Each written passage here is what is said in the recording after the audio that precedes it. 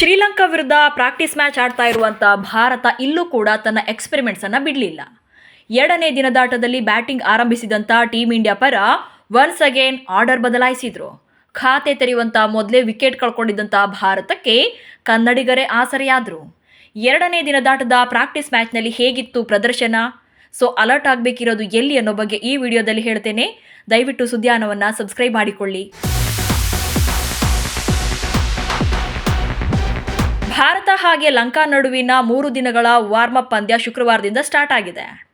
Toss ಗೆದ್ದು first batting choose ಮಾಡಿಕೊಂಡಿದ್ದಂಥ Lanka ತಂಡ 8 wicket ನಷ್ಟಕ್ಕೆ 363 ರನ್ಗಳನ್ನು ಕಲೆ ಹಾಕಿ ಡಿಕ್ಲೇರ್ ಅನ್ನು ಘೋಷಣೆ ಮಾಡಿದ್ರು. ಹೀಗಾಗಿ ಭಾರತ ಮೊದಲ ಇನ್ನಿಂಗ್ಸ್ ಸ್ಟಾರ್ಟ್ ಮಾಡಿತ್ತು.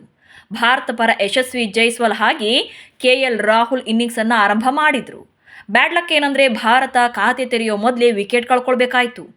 ಇಂಥ ಟೈಮಲ್ಲಿ ಕನ್ನಡಿಗರು ಆಸರೆಯಾದರು. ಮೊದಲನೇ ಓವರ್ನಲ್ಲೇ ವಿಶ್ವ ಫರ್ನಾಂಡೋಗೆ ವಿಕೆಟ್ ಒಪ್ಪಿಸಿದಂಥ ಯಶಸ್ವಿ ಜೈಸ್ವಾಲ್. ಇಲ್ಲಿ ಭಾರತ ಬ್ಯಾಟಿಂಗನ್ನು ಆರಂಭ ಮಾಡಿದಾಗ ಫಸ್ಟ್ ಓವರ್ನಲ್ಲೇ ವಿಕೆಟನ್ನು ಕಳ್ಕೊಳ್ತಾರೆ. ಅದು ಕೂಡ ಯಶಸ್ವಿ ಜೈಸ್ವಾಲ್ ಅವರ ವಿಕೆಟ್. ಆನಂತರದಲ್ಲಿ KL ರಾಹುಲ್ ಹಾಗೆ ದೇವದತ್ ಪಡಿಕ್ಕಲ್ ನಡುವೆ 96 ರನ್ಗಳ ಜೊತೆ ಆಟ ಬರುತ್ತೆ. ಇಬ್ಬರು ಕೂಡ ಕನ್ನಡಿಗರೇ ಫಸ್ಟ್ ಓವರ್ನಲ್ಲೇ ವಿಕೆಟ್ ಬಿದ್ದಿರುತ್ತೆ. ಇಂಥ ಟೈಮಲ್ಲಿ ಪ್ರೆಷರ್ ಇರುತ್ತೆ. ಬಟ್ ಇದನ್ನು ಸಮರ್ಥವಾಗಿ ಹ್ಯಾಂಡಲ್ ಮಾಡಿದಂಥ ಇಬ್ಬರು ಕನ್ನಡಿಗರ ನಡುವೆ 96 ರನ್ಗಳ ಜೊತೆ ಆಟ ಬರುತ್ತೆ. ಇನ್ನು ಸೆಟಲ್ ಆಗಿದ್ದಂಥ KL ರಾಹುಲ್ 40 ರನ್ಗಳನ್ನು ಕಲೆ ಹಾಕಿದ್ರು. ಸೆಟಲ್ ಆಗಿದ್ರು. ಇಂಥ ಟೈಮಲ್ಲಿ ಕೇಶರ ನುವಾಂತಗೆ ವಿಕೆಟನ್ನು ಒಪ್ಪಿಸ್ತಾರೆ. ಹಾಗೆ ಜವಾಬ್ದಾರಿಯುತವಾದಂಥ ಇನ್ನಿಂಗ್ಸನ್ನು ಆಡಿದಂಥ ದೇವದತ್ ಪಡಿಕ್ಕಲ್ ಹಾಗೆ ರವೀಂದ್ರ ಜಡೇಜಾ. KL ರಾಹುಲ್ ಔಟ್ ಆದ ಮೇಲೆ ಜವಾಬ್ದಾರಿಯುತವಾಗಿ ದೇವದತ್ ಪಡಿಕ್ಕಲ್ ಹಾಗೆ ಜಡೇಜಾ ಇನ್ನಿಂಗ್ಸನ್ನು ಕಟ್ತಾರೆ. 103 ರನ್ ಗಳಿಸಿ ಪಡಿಕ್ಕಲ್ ಹಾಗೆ 63 ರನ್ ಗಳಿಸಿ ಜಡೇಜಾ ರಿಟೈರ್ಡ್ ಹಟ್ ಆಗುವಂಥದ್ದು. ಇಲ್ಲಿ 103 ರನ್ ಅಂದರೆ ಸೆಂಚುರಿಯನ್ನು ಹೊಡಿತಾರೆ ಪಡಿಕ್ಕಲ್. ಸೆಂಚುರಿ ಬಳಿಕ ರಿಟೈರ್ಡ್ ಹಟ್ ಆಗ್ತಾರೆ. ಹಾಗೆ 63 ರನ್ ಗಳಿಸಿ ಜಡೇಜಾ ಕೂಡ ರಿಟೈರ್ಡ್ ಔಟ್ ಆಗ್ತಾರೆ.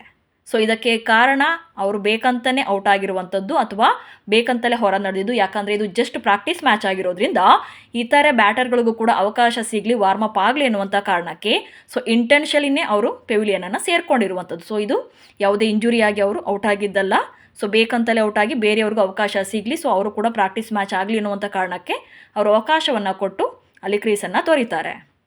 ಬಟ್ ಆನಂತರದಲ್ಲಿ ಬಂದಂಥ ರಿಷಬ್ ಪಂತ್ ನಿರಾಸೆಯನ್ನು ಮೂಡಿಸ್ತಾರೆ. ಜಸ್ಟ್ 2 ರನ್ಗಳಿಗೆ ಔಟ್ ಆದರೆ ಧ್ರುವ್ ಜುರೇಲ್ ಕೂಡ 1 ರನ್ ಗಳಿಸಿ ಔಟ್ ಆಗ್ತಾರೆ. ಬಟ್ ಇದರಲ್ಲಿ ಬೆಟರ್ ಅನಿಸಿದ್ದು ಮಾನವ್ ಸುತಾರ್. ಇಲ್ಲೇನು ಪಂತ್ ಜುರೇಲು ಇವ್ರಿಗೆಲ್ಲ ಕಂಪೇರ್ ಮಾಡಿದ್ರೆ ಸುತಾರ್ ಒಂದು ರೀತಿಯಾಗಿ ಬೆಟರ್ ಇನ್ನಿಂಗ್ಸನ್ನು ಆಡಿರುವಂಥದ್ದು. ಬಟ್ ಇದೇನು ಅಧಿಕೃತ ಮ್ಯಾಚಲ್ಲ, it's okay. But just practice match ಇರ್ಬೋದು. ಆದರೆ ಬೇಗ ಔಟ್ ಆಗಿದ್ರು ಕೂಡ ದೊಡ್ಡ ಮ್ಯಾಟ್ರ್ ಆಗಲ್ಲ. ಇದೇನು ಎಫೆಕ್ಟ್ ಆಗಲ್ಲ ಅನಿಸ್ಬಹುದು. ಆದರೆ ಮುಂದಿನ ಪಂದ್ಯಕ್ಕೆ ಇದು ಅಟ್ಲೀಸ್ಟ್ ಒಂದು ಪಿಕ್ಚರ್ ಅಂತೂ ಕೊಟ್ಟಿದೆ. ಲಂಕಾ ಪರ ಮೊದಲ ಇಬ್ಬರು ಬ್ಯಾಟರ್ಗಳು ಅಂದರೆ ಓಪನರ್ಗಳು ಇಬ್ಬರು ಕೂಡ ಅರ್ಧ ಶತಕ ಹಾಕಿ ಟಾಪ್ 6 ಬ್ಯಾಟರ್ಗಳು 30+ ರನ್ ಗಳಿಸಿ ಔಟ್ ಆಗಿರುವಂಥದ್ದು. ಆದರೆ ಭಾರತ ಪರ ಎಲ್ಲರಿಂದಲೂ ಕೂಡ ರನ್ಸ್ ಬಂದಿಲ್ಲ. ಇದರ ಬಗ್ಗೆ ಮುಂದಿನ ಪಂದ್ಯಗಳಲ್ಲಿ ಯೋಚನೆ ಮಾಡಬೇಕಾಗತ್ತೆ. ನಮಸ್ಕಾರ.